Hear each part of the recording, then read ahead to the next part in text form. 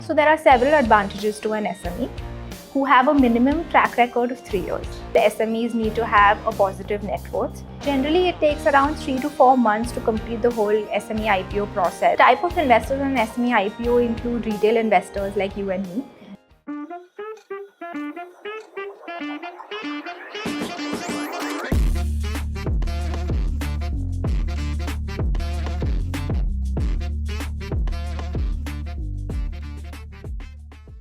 Hi, we're delighted to have Pooja Sharma with us, who's a corporate attorney and has experience of 10 years in corporate and capital markets. And she is an associate partner at Kanga and Company. Thanks, Pooja, for joining us at the Channel 6 network. Thank you so much. I'm very happy to be here. Likewise. Since you're in the capital markets, I want to begin by asking you, what is an IPO? So simply put, an IPO or an initial public offering is a process by which companies, also known as issuers, can raise funds from the public by offering their shares. It is one of the most beneficial ways for companies to attract funding because this is completely debt-free funding. It's pure equity. So unlike bank finance, there are no interest costs, finance costs involved. There are no onerous conditions that need to be complied with. It's pure equity that is raised from the public, and companies can use it to drive innovation, research and development, to grow their business, to even repay their loans and become debt-free. So what are the ways in which IPO can be undertaken? So IPOs either involve fresh issue of shares where the company allots new shares to the public for subscription, or existing shareholders of the company transfer their shares to the public, or it can be a combination of both. When IPOs are done by way of existing shareholders allotting or transferring their shares to the public, that is called an offer for sale. So what are the advantages for an SME to going public? So there are several advantages to an SME. The one being that they have access to debt-free capital, like I had mentioned earlier. Right. This is pure equity, which they can use for any business purpose that they want. The second is that it enhances their public image and recognition. It brings a lot of credibility to the company because they'll be listed once they go public. And also they have greater access to future capital from the markets. They don't have to stop at IPOs. They can do further public offerings and raise more money from the capital markets. So there are several advantages to an SME going. So what type of entities can undergo an IPO? So IPOs can be undertaken by public unlisted companies who have a minimum track record of 3 years. Even if companies don't have a minimum track record of 3 years, they can rely on the track record of their promoters, provided that their promoters are also in the same line of business. In addition, proprietary concerns and partnership firms who have a track record of 3 years can also convert to public companies in order to do an IPO. So what is the eligibility criteria for SME to go IPO? So generally, the eligibility criteria for SME IPOs are set forth by regulatory bodies and the stock exchanges. These are typically in terms of financial and operational criteria. For example, SMEs need to have a positive net worth. They need to have a limited track record. They also need to have operating profit and a net worth of 1 crore in at least 2 out of 3 financial years. So how many shares need to be offered in an IPO? So the minimum dilution that needs to be done in an IPO is about 25% to the public. So the number of shares you end up offering to the public depends on the offer price at which you price your IPO. But you need to be cautioned that the IPOs cannot exceed 25 crores of the post-issue face value capital for an SME IPO. So whatever is your issue size, you have to ensure that it does not go beyond 25 crores of the post-issue face value capital. So how does the SME IPO process work? So the SME IPO process begins with a clear strategy for an SME to raise funds by way of an IPO. They need to have a plan on what exactly they need to utilize these funds for. Once they have a clear picture of that, they have to appoint intermediaries. These include merchant bankers, legal advisors, auditors, registrar, who help with the whole SME IPO process. Thereafter, the diligence of the documents and records of the SME are carried out, and the offer document is prepared. An offer document is very similar to a project report where essential details are covered of the project. Similarly, essential details of the company, their latest financials are covered in an offer document. This draft offer document is filed with the stock exchanges. Once the stock exchange approves this draft offer document, the offer is marketed to investors to garner demand. Once demand is in, the market conditions are favorable, the offer document is filed with the stock exchanges, and the offer is open for subscription to the public. The public is allotted shares in the offering, and then the shares are listed. And how are the proceeds utilized? So proceeds can be utilized in whatever way the SME feels is most optimum to their business growth. They can use it for capital expenditure, modernization, expansion, research, development, innovation. They can use it for working capital purposes. They can also use it to repay their loans and become debt free. They can use it to invest in their subsidiaries. There are multiple avenues that can be utilized for these funding. So typically, how long does it take to complete an SME IPO? So timelines vary, but generally it takes around 3 to 4 months to complete the whole SME IPO process from planning to actual listing.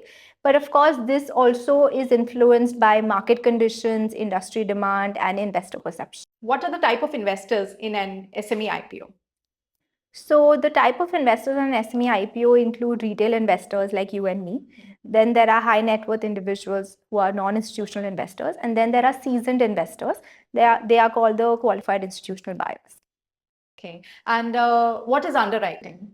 So underwriting is the process by which the merchant bankers and its syndicate of members procure shares in an IPO which have not got subscribed to. So essentially they ensure that an IPO does not fail, because even if there is undersubscription of the shares in an IPO, the underwriters subscribe for these shares to ensure that the IPO is a success. So what happens if an SME IPO is undersubscribed?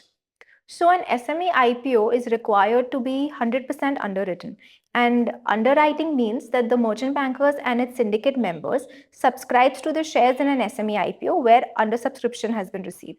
This ensures that an SME IPO can never fail, because in case it receives undersubscription, the merchant bankers and its syndicate members actually subscribe to those shares to ensure that the SME IPO is a success.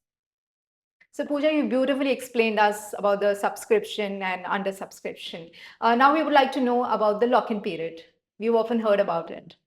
So a lock-in period in an IPO essentially means the time period during which the shares cannot be transferred or sold. In an SME IPO, there are lock-in periods that are applicable to the promoters of the company. The promoters of the company have to compulsorily lock in 20% of their post-issue capital for a period of 3 years. And any additional share capital that they hold in addition to this 20% needs to be locked in for a period of 1 year. The existing shareholders in the company who were shareholders prior to the listing also have to lock in their shares for a period of 1 year. Once this lock-in period is complete, they are free to transfer or sell their shares.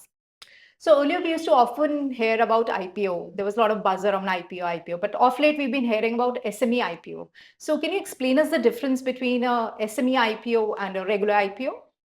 So while the basic process in a SME IPO and a regular IPO are same, in SME IPOs there are lesser listing fees involved, there are lower eligibility thresholds, there are simplified disclosure requirements, which make it a lot easier for SMEs to list their shares on the SME platform of the stock exchanges.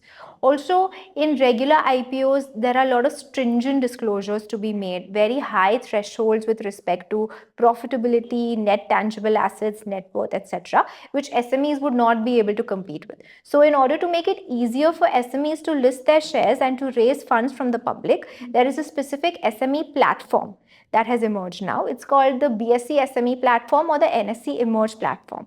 On this, shares of SME companies can be listed easily and effortlessly, and the time taken is a lot lesser than a regular IPO. So Pooja, you mentioned about the SME platform. So can the SME listed companies go onto the main board? Yes, definitely. Once these SME listed companies have a post-issue face value capital of more than 25 crores and they comply with the eligibility conditions for listing on the main board, they can definitely move to the main exchange platform. So once the company is listed, what are the reporting and disclosure requirements that need to be done? So once the SME is listed, it of course has a lot of stringent disclosure requirements. They need to make periodic financial reporting. They need to disclose material events that take place. They need to ensure shareholder intimation and communication and adhere to a lot of corporate governance norms. But since the company is now listed and it has public money, it also has liquidity in its stocks. So they need to ensure a lot of transparency and a lot of dialogue with their shareholders. So, Pooja, now that we've understood the whole process of an SME IPO, what are the first steps an aspiring SME can take?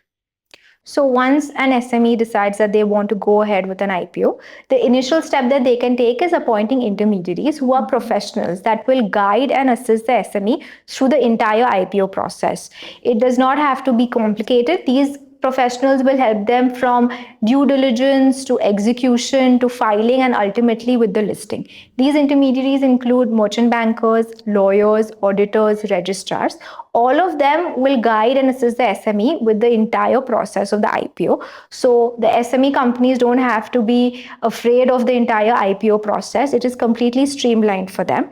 And the way that they can connect with these merchant bankers and advocates and auditors and registrars are anyone in the corporate and capital market space can guide them to each intermediary, including the Vibrant India Economic Council. They have mentors on their website that can also guide them to the relevant parties. So there are multiple avenues an SME can go to connect with these intermediaries. So, rightly said, Vibrant India Economic Council has got a team of professionals who can take SMEs to the next level and achieve that big milestone. Thank you so much, Pooja. It was an absolute pleasure to host you on Channel 6 Network. And thank you again for sharing all the valuable insights on the SME IPO front.